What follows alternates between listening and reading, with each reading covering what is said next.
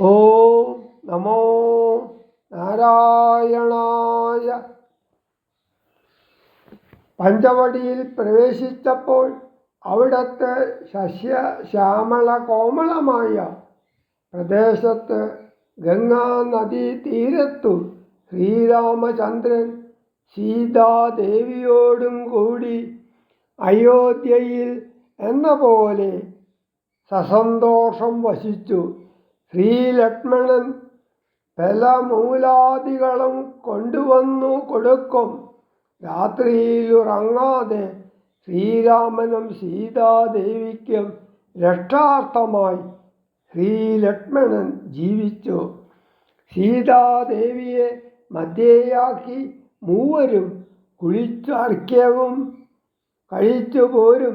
ആ കാലത്ത് ശ്രീലക്ഷ്മണൻ ഏകാന്തത്തിൽ ശ്രീരാമചന്ദ്രനോട് കൈകൾ കൂപ്പി വിനയത്തോടെ പറഞ്ഞു: മോക്ഷമാർഗം അറിയാനുള്ള ആഗ്രഹമാണ് ശ്രീലക്ഷ്മണൻ വെളിവാക്കുന്നത്. ജ്ഞാനം, വിജ്ഞാനം, ഭക്തി എന്നിവയുടെ ലക്ഷണങ്ങൾ അറിയാൻ ആഗ്രഹിക്കുന്നു. ശ്രീരാമൻ വീണ്ടും ശ്രീലക്ഷ്മണനു നൽകുന്ന ഉപദേശമാണിവിടെ.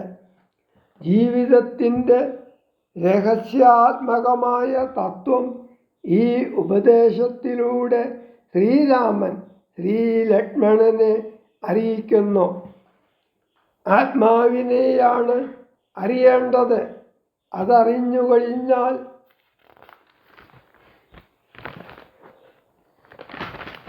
മായയുമായി ബന്ധപ്പെട്ടിരിക്കുന്ന ഭയം ഇല്ലാതാകും. ദേഹവും ദേഹത്തോട് ബന്ധപ്പെട്ട വസ്തുക്കളും ആത്മാവല്ല. അങ്ങനെ ആത്മാവല്ലാത്തതിന് ആത്മാവാണെന്ന് തോന്നിപ്പിക്കുന്നതേതോ അതാണ് മായ. മായ മൂലം ദേഹസംബന്ധമായ സംസാരമുണ്ടാകുന്നു. വിക്ഷേപം, ആവരണം എന്നു രണ്ടു രൂപങ്ങൾ മായയ്ക്കുണ്ട്.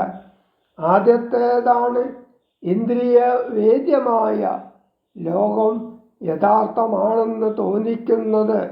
അതു ലിംഗാദികൾ മുതൽ ബ്രഹ്മം വരെ അവിദ്യാരൂപമായി വ്യാപിച്ചിരിക്കുന്നു. ലിംഗം മനഃശരീരാദികളിൽ അഭിമാനത്തോടു കൂടിയ അന്ധഃകരണ പ്രവൃത്തിയാണ്. അത് ആസക്തി മുതലായ ദോഷങ്ങൾക്കു കാരണം. വിക്ഷേപം മറ്റൊന്നായി തോന്നിക്കുന്നത്, ആവരണം ഉള്ളതിനെ മറയ്ക്കുന്നത്. ലക്ഷ്മണോപദേശം. ലക്ഷ്മണനൊരു ദിനം ഏകാന്തി രാമാദേവൻ തൃക്കഴൽ കൂപ്പി വിനയാന്വിതനായി ചൊന്നാൻ: മുക്തിമാർഗത്തെ യരുൾ ചെയ്യണം ഭഗവാന് ഭക്തനാമടിയനോടജ്ഞാനം നീങ്ങും വണ്ണം. ജ്ഞാനവിജ്ഞാന ഭക്തി വൈരാഗ്യ ചിഹ്നമെല്ലാം മാനസാനന്ദം വരുമാറരുൾ ചെയ്തിടണം. ആരും നിന്തിരുവടിയൊഴിഞ്ഞില്ലിവ എല്ലാം നേരോടെ ഉപദേശിച്ചിടുവാൻ ഭൂമണ്ഡലേ. ശ്രീരാമനതു കേട്ടു ലക്ഷ്മണൻ തന്നോടപ്പോൾ ആരുടാനന്ദമരുൾ ചെയ്തിതു വഴി പോലെ. കേട്ടാലുമെങ്കിലതി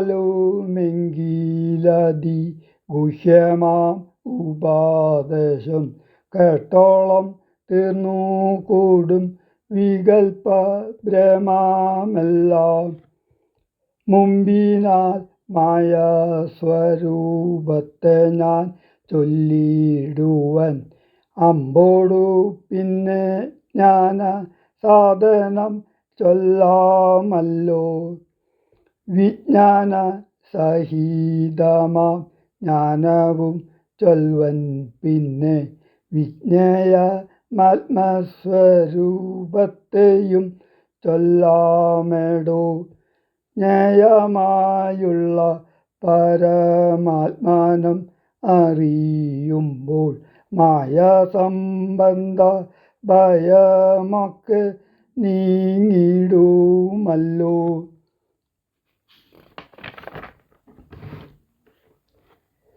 ആത്മാവല്ലാതെയുള്ള ദേഹാദി വസ്തുക്കളിൽ ആത്മാവെന്നുള്ള ബോധം യാതൊന്നു ജഗത്രയേ. മായയാകുന്നതു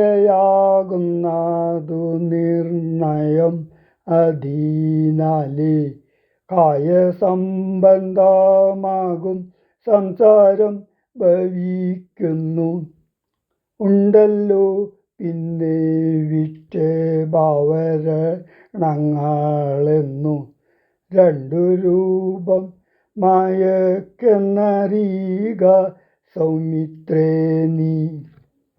എന്നതിൽ മുന്നേതല്ലോ ലോകത്തെ കൽപ്പിക്കുന്നതെന്നറിയുകതി സ്ഥൂല സൂക്ഷ്മ ഭേദങ്ങളോടും ലിംഗാദി ബ്രഹ്മാന്തമാം അവിദ്യാരൂപമതും സംഘാദി ദോഷങ്ങളെ സംഭവിപ്പിക്കുന്നതും